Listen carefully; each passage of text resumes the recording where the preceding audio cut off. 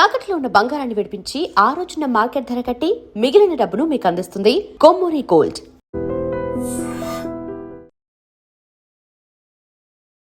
చారిత్రక భాగ్యనగరం ఇప్పుడు హైరైజ్ సిటీగా మారిపోతోంది. నివాస ప్రాంతాలు సైతం ఇప్పుడు 50 నుంచి 60 అంతస్తుల బిల్డింగ్లు పుట్టగొడుగుల్లా వెలుస్తూనే వస్తున్నాయి. అధికారుల అనాలోచిత నిర్ణయాలు అనుకోండి, లేకపోతే అనుమతులు అనుకోండి, మౌలిక సదుపాయాలు ఏమీ లేకుండానే అసలు పర్మిషన్స్ అన్నీ ఇచ్చేస్తున్నారు. దీనికి 2024లో కేవలం 69 బిల్డింగ్లకు అనుమతి ఇచ్చిండ్రు. 2025 నాటికి ఆ సంఖ్య ఏకంగా 193కి చేరుకుంది.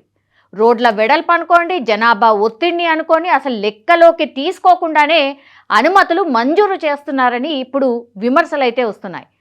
ఐటీ కారిడార్లోని కొండాపూర్ అనుకోండి, కోకాపేట్, నార్సింగి వంటి ప్రాంతాల్లో ట్రాఫిక్ సమస్య విపరీతంగా ఉంది. ప్రతి ఫ్లాట్కు 2 నుంచి 3 వాహనాలు ఉండడం, పీక్ అవర్స్లో గేట్ల దగ్గరే గంటల తరబడి వేచి చూడాల్సిన పరిస్థితి కనిపిస్తోంది. ఒక్క సిగ్నల్ దగ్గర కనీసం 15 నిమిషాల సమయం వృధా అవుతోంది అని వాళ్ళే చెప్తున్నటువంటి సిచ్యువేషన్. ఇక అంటే వేసవికాలం వచ్చిందంటే, సమ్మర్ వస్తుందంటే మాత్రం ఒకలాంటి దడ అంట. ఫిబ్రవరి నుంచి పూర్తిగా బోర్లు ఎండిపోతాయి ఆ ప్రాంతాల్లో. నార్సింగ్ తీసుకోండి, గచ్చిబౌలి అనుకోండి, ఈ ఏరియాల్లో ప్రైవేట్ వాటర్ ట్యాంకర్లు పూర్తిగా అజమాయిషి అవిటియే ఉంటాయి. ఒక్కో అపార్ట్మెంట్ కాంప్లెక్స్ నీటి కోసం నెలకు సుమారు 6 లక్షల రూపాయల వరకు ఖర్చు చేస్తోంది. ఒక్కో కుటుంబంపై నెలకి కేవలం వాటర్ కోసమే 4,000 నుంచి 7,000 వరకు అదనపు భారం పడుతోంది. సరైన మురుగునీటి వ్యవస్థ లేకపోవడంతో ఈ హైడ్రోజన్ ఆక్సైడ్ విడుదలైపోయి ఇల్లంతా దుర్వాసన కూడా వస్తోంది. అంతేకాదు మెడికల్ ఎమర్జెన్సీ ఒకవేళ వస్తే గనక అసలు అంబులెన్స్ లోపలికి రావాలన్నా కూడా కొన్ని గంటల సమయం పడుతోందని అక్కడ ఉన్నటువంటి అంటే హై రైజ్లో ఉన్నటువంటి ప్రజలు ఇప్పుడు ఆవేదన వ్యక్తం చేస్తున్నారు. 60 అంతస్తుల ఎత్తులో అగ్ని ప్రమాదం ఒకవేళ జరిగితే ఆర్పే సామర్థ్యం ప్రస్తుత ఫైర్ ఇంజన్లకు అసలు లేదు. అంటే మన దగ్గర ఉన్నటువంటి ఫైర్ ఇంజన్లకు అసలు కెపాసిటీయే లేదు. ప్రతి ఫ్లోర్లో స్మోక్ ప్రూఫ్ లాబీలు ఉండాలి. ప్రజలకు తరచుగా మాక్ డ్రిల్స్ నిర్వహించాలని నిపుణులు ప్రస్తుతం అయితే హెచ్చరిస్తూ ఉన్నారు.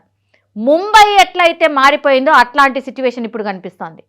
ముంబై లాంటి నగరాల్లో స్థలం లేక హైరైజ్డ్ బిల్డింగ్లకు వెళ్తారు, కానీ హైదరాబాద్ చుట్టూ బోలెడంత స్థలం ఉంది. కేవలం ఒక రియల్ ఎస్టేట్ లాభాల కోసం ఇలాంటి ప్రమాదకర నిర్మాణాలకు అనుమతులు ఇవ్వడంపై ఇప్పుడు నిపుణులైతే అభ్యంతరం వ్యక్తం చేస్తున్నారు. దీనివల్ల ఫ్యూచర్లో భయంకరమైనటువంటి ప్రాబ్లమ్స్ ఇప్పటికే మనం చూస్తూ ఉన్నాం. ఆ ఏరియాస్ అన్నీ కూడా కిక్కిరిసిపోయి కనిపిస్తాయి. వర్షం పడితే అడుగు బయటకు వేయలేని పరిస్థితి, ఎండాకాలం వస్తే పూర్తిగా వాటర్ లేనటువంటి సిచ్యువేషన్, ఇక డ్రైనేజ్ వ్యవస్థనైతే అస్తవ్యస్తం. High rise apartments are very very డేంజరస్గా మారిపోయిన సిచ్యువేషన్. దీని మీద ప్రభుత్వం దృష్టి పెడతదా, మరి పర్మిషన్లు ఇంకా ఇచ్చుకుంటూ పోతుందా, ఏమైనా ఆపి అసలు ఏం జరుగుతుంది ఏంది అనేది కనుక్కునే ప్రయత్నం చేస్తుందా?